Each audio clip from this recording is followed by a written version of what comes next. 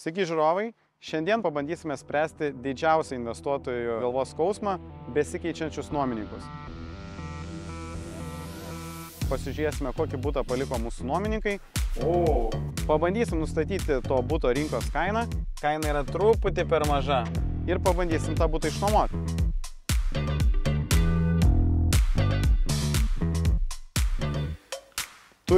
Nuomininkai buvo gan tvarkinga pora. Buvo trumpų, sakykime, mažų niuansų, ar ne? Bet, su visais nuomininkais turbūt tokių niuansėlių būna. Tai labai įdomu, kokį tą butą paliko jie man. Ar labai daug reikės išleisti ant valytojos, ar nelabai. Tėmiau 1000 eurų depozitą, nes nuomos kaina buvo 550 eurų. Iššūkis yra tame, kad nuomininkai nesumokėjo už paskutinius pusantro mėnesio.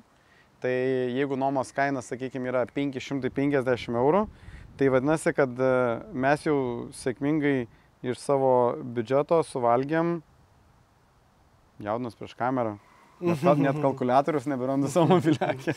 Jie skoloje yra 825 eurus, tai dar pridėk komunalinius, tai duok dievė iš mano depozito jau ten liko 100 eurų. Ai, tu kaip tu prasileidai taip?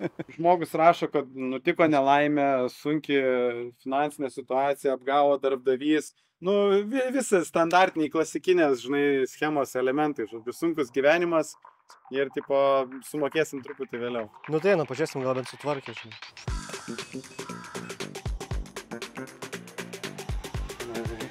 Sveiki atvykę į naujos statybos namą. Modestai, nebus taip, kad mano depozito užteks tik tais valytojas paslaugom.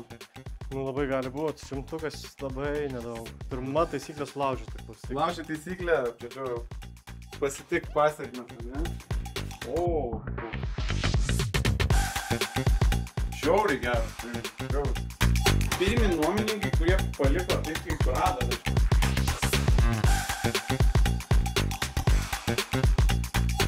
Reikalo negerai apie juos kalbėjom. Vis tiek, kai gyveni, tai tu juk taip nelaikai indų pas save. Aš tai visą laiką taip laikau. Ir dar neplautas. Šaldytuvas. Tuščias. Gal net nesinaudojo žmonės, sakyti, kad čia taip turi.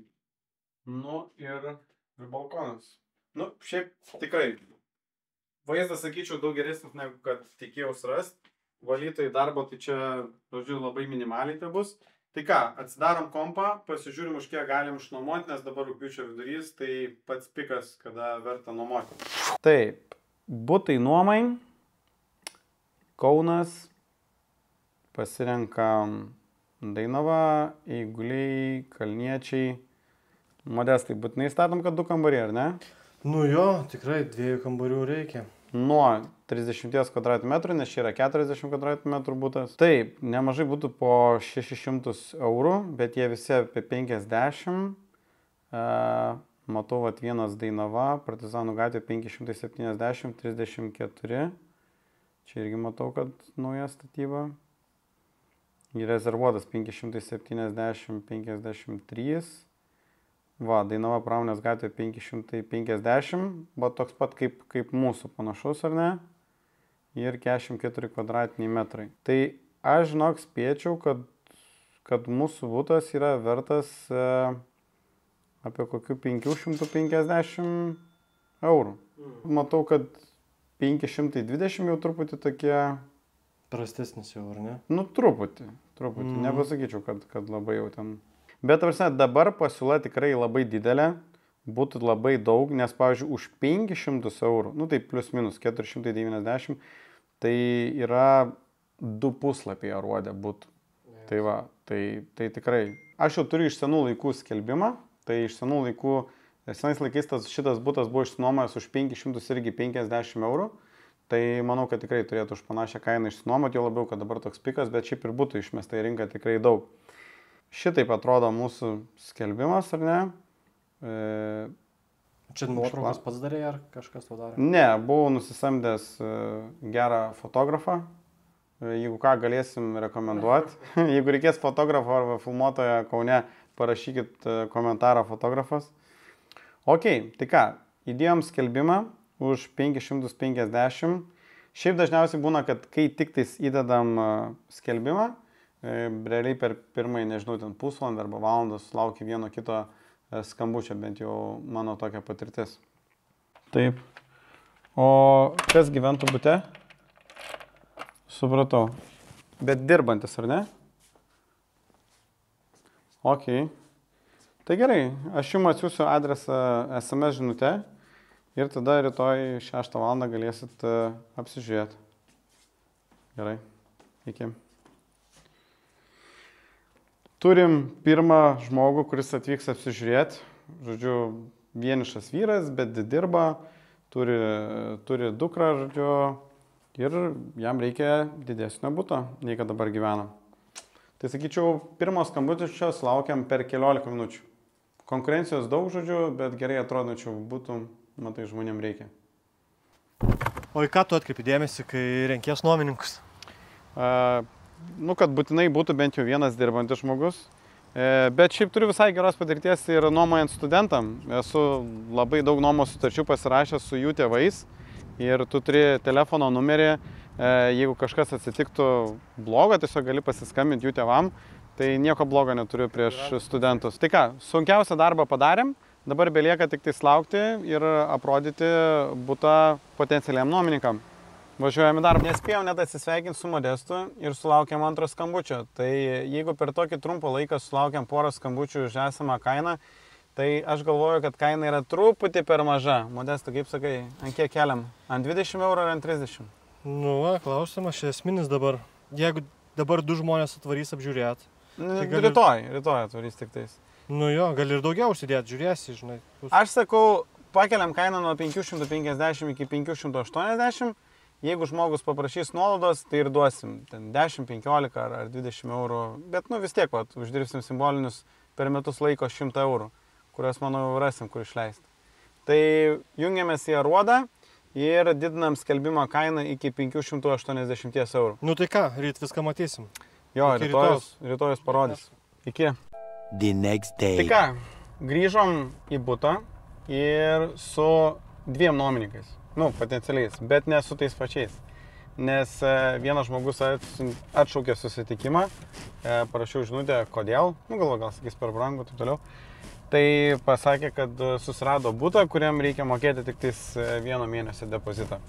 Pirmieji ateis apsižiūrėti tie, kurie tada pasiskambino antri. Ir kaina 5,50 buvo. O po to ateis apsižiūrėti už jau pakeltą kainą 580. Modestai, ką darysim, jeigu pirmie atėjęs sakys, mes norim nuomotis, duodam 100 eurų? Sakysim, mes norim aprodyti dar vienam žmogui, nes pažadėjom. Jo, duosim, žodžiu, duosim šansą visiems, o ypač tiem, kurie nori mokėti daugiau. Ok, einam, aprodysim žmonėm, paprašysim, gal leis net ir juos nufilmuoti. Tai surasi nuomininkus, o ką darys su sutartim nuomas? Tai būtinai pasirašysiu, čia net neklausimas. Šiaip tai visai nesudėtingai yra pasirašius nuomos sutartį, ją nunešti į registrų centrą ir įregistruoti. Nes jeigu, tarkim, nuomininkai pridarytų skolų, kad pridarytų didelių skolų, tai jau čia jūs turėtume truputį būti apsileidę, ar ne? Bet tos skolos eitų patiem nuomininkam. Ne aš būčiau skolingas, bet registrų centre, kai bus įregistruota, kad jie nuomojasi tavo nekilnojamą turtą, tai tos komunalinių mokesčių skolos liks kaboti ant nuomininkų, jeigu taip nutiktų, kad jie pridarytų tokių skolų. Ir šiaip rekomenduočiau visus, tarkim, nuompinigus visą kitą daryti banko pavedimais. Man viskas paprašiau per banko sąskaitą ir tada labai lengva deklaruojant, išsitrauki išrašą, kiek esi gavęs nuomos, susimoki GPM ir rami galva. Einam žiūrėti potencialių nuomininkų ir pasižiūrėsim, ar iš šitų 2 nuomininkų bent kažkas norės nuomotis. Modestai, blogai, kad rodom kodą. Dabar prašalaičiam bus lengviau patekti. Pramogaus liftu aukštyn žemyn. 1 hour later. Tai ką, Modestai, turim nuomininkus ir kas smagiausia, tuos, kurie nori nuomotis už didžiausią kainą 580 ir net nepaprašė manęs nuolaidos. Aš mielai būčiau davęs ten 10 eurų nuolaidą, bet žmogui tik už 580. Tai žmogus, jeigu dabar pažiūrės tavo video, nuliūs labai. Aš jo atsiprašysiu po to. Mūsų jau bando iškrapštyti iš parkavimo vietos. Gerai.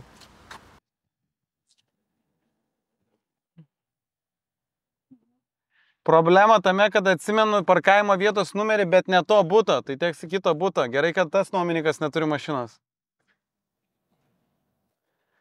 Fun fact, kad esu pasakęs prieš tai gyvenusiam nuomininkam per vieną numerį didesnį ar mažesnę parkavimo vietos skaičiuką.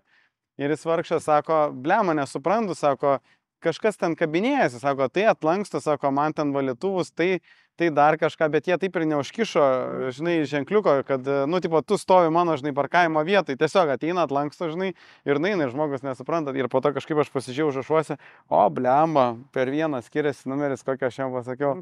Ką pamiršom pasakyti, kad nuomojam šitą butą su parkavimo vietą. Ir, nu, teoriškai galėtumėm už ją čerdžint, bet, žodžiu, šį kartą nesismulkinam ir neįsiveliam į tokius dalykus. Tai, kas įdomiausia, tai naujas nuomininkas gyvena tame name, nu, žodžiu, ten bendrabutis. O, čia per medžius nesimato apšiai. Jo. Tai, žodžiu, jam reikės kraustytis apie 300 metrų. Tai, žodžiu, mūsų kainos pakelimas mums per metus kiek atneš? 360 minus GPM, ar ne? Tai mūsų avantūra mums sugeneravo papildomus 306 eurus. Tai varom laistyt. Jo, varom laistyt ir ką galim patart mūsų žiūrovam, tai kad, žodžiu, kai atliekat analizę, būkit optimistai ar ne, pabandykit taikyti, sakykime, truputį aukštesnę kainą, nei galvojat, kad jūsų butas yra vertas. Bet, sakyčiau, jeigu nesulaukėt skambučių, tai per ilgai nedelskit ir nu, mažinkit po truputį kainą, nes, pavyzdžiui... Kiek yra per ilgai? Sakykim taip, man tie papildomi 30 eurų, nu, aš šiaip tikėjausi, kad gausiu tik papildomus 20 eurų, tai man tie papildomi 20 eurų būtų atnešę 240 eurų. Tai 240 eurų yra mano pusė vieno mėnesio nuomos. Tai, žodžiu, jeigu išnuomoju per savaitę, man apsimoka, jeigu išnuomoju per 2 savaitės, aš išeinu ant nulio. Tai dar blogiau, nes nuomininkai brangiau moka, dar jie prašiau išlaikys tą butą, žinai, labiau pykstant. Taip, ir norės greičiau pasikeisti. O jeigu aš, tarkim, užgaičiau 3 savaitės, nežinau, bandydamas brangiau išnuomoti, tai aš jau sėšiu į minusą. Tai realiai ten gali bandyti, bet reikia taip protingai pasiskaičiuoti, kiek tu išloši iš tos kainos. Tai ką, žiūrovai?